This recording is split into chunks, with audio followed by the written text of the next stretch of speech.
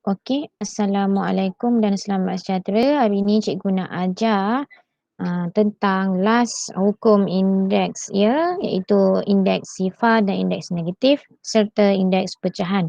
Kita pergi kepada indeks sifar dulu. Okey. Okey, kita tengok dulu soalan ini. Okey, soalan A kuasa sifar bersamaan berapa? Okey.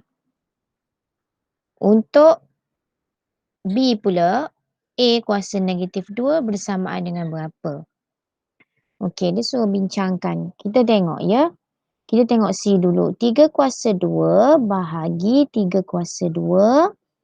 Okey, cikgu sharekan guna visualizer supaya kamu jelas. Okey, kita tengok ya. Okey. Soalan A tadi. Okay, A kuasa sifar bersamaan berapa? Okay, ini indeks sifar dan indeks negatif. A kuasa negatif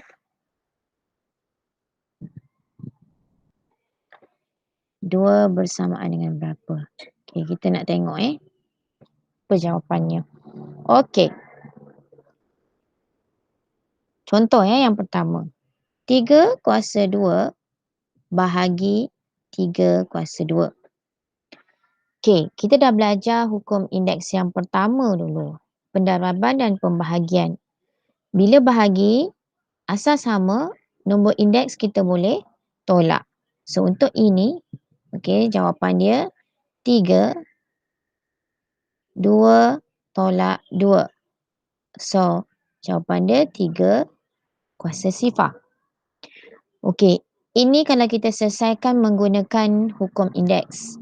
Okey, kalau cikgu tukar bentuk, okey, daripada macam ni kepada pecahan. 3 kuasa 2 bahagi 3 kuasa 2. Okey, atas bawah sama. Boleh cancel dan jawapan dia 1.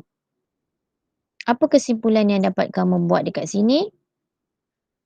3 kuasa sifar bersamaan juga dengan 1. Okey. Kamu boleh cuba untuk nombor yang lain. 5 kuasa 4 bahagi 5 kuasa 4 contohnya. Okey, cuba contoh yang lain. Kamu akan dapat sama. Okey. Jawapannya adalah asas nombor tersebut kuasa sifar. Bila kamu buat dalam bentuk ini, jawapannya kamu akan dapat 1. Kesimpulan yang kamu dapat di sini ialah 3 kuasa sifar bersamaan dengan 1. Okey, nilainya 1. Okey. Kalau kamu cuba untuk nombor lain, gantikan asas dengan nombor indeks yang lain. Contohnya 8 kuasa 4 bahagi 8 kuasa 4.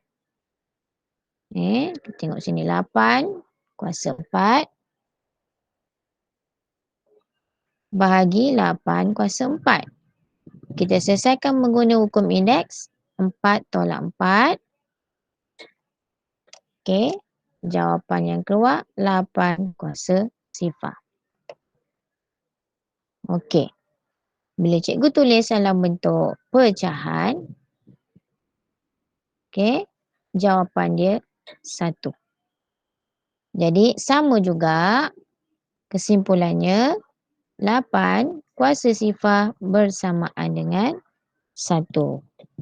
Okey, cukup 2 contoh yang berbeza, kamu boleh buat generalisasi. Okey, sebarang nombor yang berkuasa sifar adalah bersamaan dengan 1. Kat sinilah. A kuasa sifar. A boleh apa-apa nombor kecuali sifar. Okey, bersamaan dengan 1. Boleh cuba guna kalkulator. Okey, kita try guna kalkulator. Kita ambil nombor yang besar sikit. 123 kuasa sifar. Nilainya juga 1. Okey. 12,580 kuasa sifar. Contohnya 1 juga. Jadi sebarang nombor yang berkuasa sifar nilainya 1. Ini untuk indeks sifar. Kita pergi kepada indeks negatif. Okey. Contoh yang cikgu ambil dekat sini.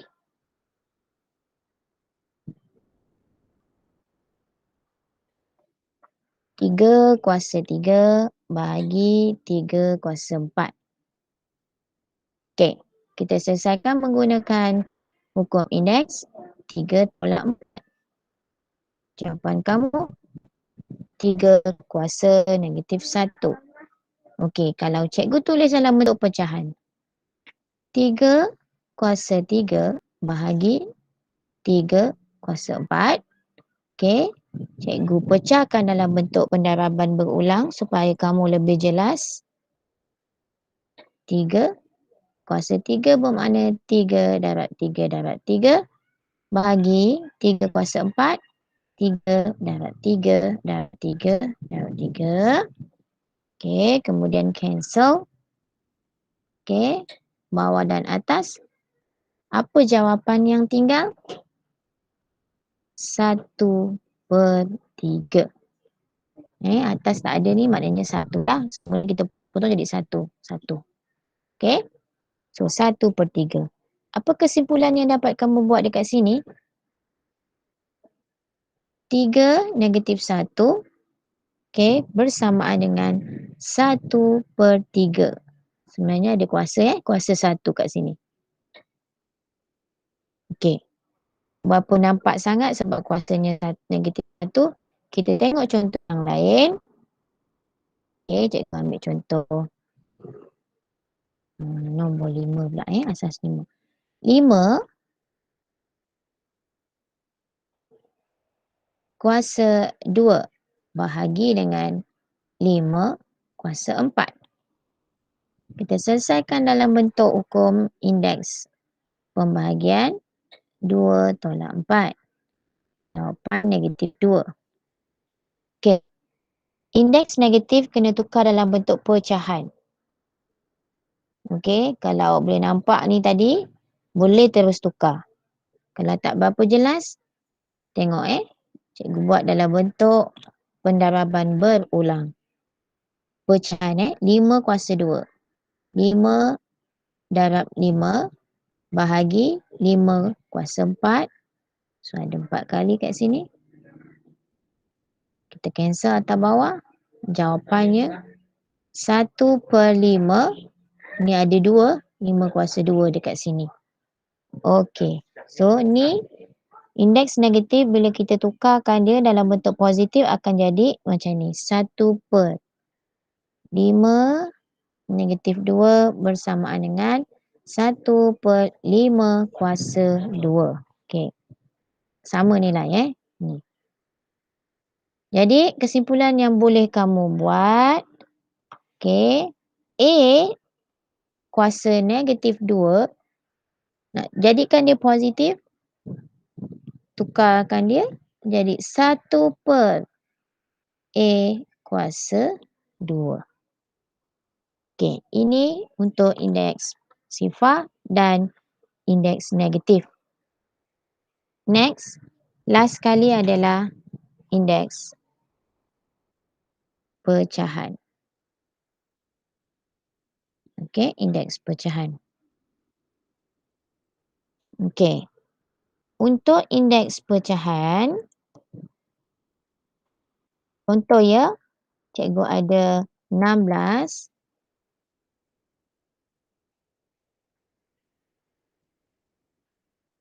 1/2.